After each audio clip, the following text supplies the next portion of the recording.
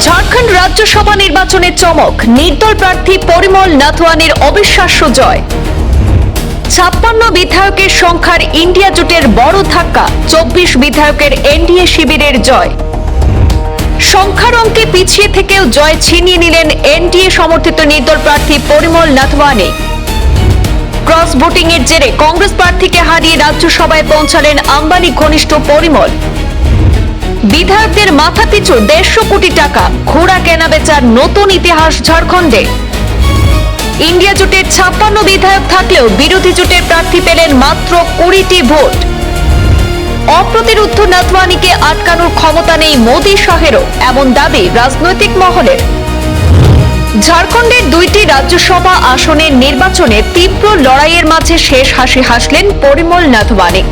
NDA সমর্থিত এই নির্দল প্রার্থী 28টি ভোট পেয়ে কংগ্রেস প্রার্থী প্রণব ঝাকে পরাজিত করেছেন, যিনি পেয়েছেন মাত্র 20টি ভোট। এই নির্বাচনে বড় ভূমিকা নেয় ক্রস ভোটিং। প্রত্যাশার তুলনায় ভিন্ন ফল আসায় রাজনৈতিক মহলে চাঞ্চল্য তৈরি হয়েছে। ঝাড়খণ্ড মুক্তি মোর্চা অর্থাৎ জেএমএম এর প্রার্থী বৈদ্যনাথ রাম অন্য আসনে জয়লাভ করলেও কংগ্রেসের প্রণব ঝা হারাতে পারেননি এনডিএ সমর্থিত নির্দল প্রার্থী পরিমল নাথওয়ানিকে।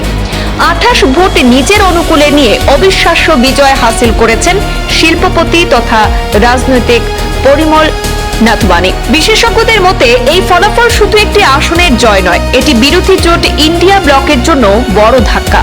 সংখ্যাগরিষ্ঠতা থাকা সত্ত্বেও কংগ্রেসের পরাজয় দলীয় ভাঙন এবং অভ্যন্তরীণ অসন্তোষের ইঙ্গিত স্পষ্ট হয়েছে।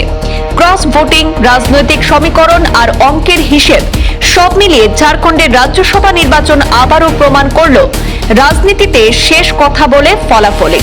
একটি সূত্রে প্রকাশ পেয়েছে, বিরোধী ইন্ডিয়া জোটের বিধায়কদের মাথাপিছু 150 কোটি টাকা করে দিয়ে কিনে নিয়ে অবিশ্বাস্য জয় হাসিল করেছেন মোদী শাহ ঘনিষ্ঠ এবং আম্বানি গ্রুপের কর্পোরেট বিভাগের প্রধান পরিমল নাথওয়ানি। ঝাড়খণ্ডের এই রাজ্যসভা নির্বাচন আবারও দেখিয়ে দিল রাজনীতিতে শুধুমাত্র সংখ্যার অঙ্কই শেষ কথা নয়। ভোটের দিন দলীয় সমীকরণ, কৌশল এবং বিধায়কদের অবস্থান বদলে দিতে পারে গোটা রাজনৈতিক চিত্র।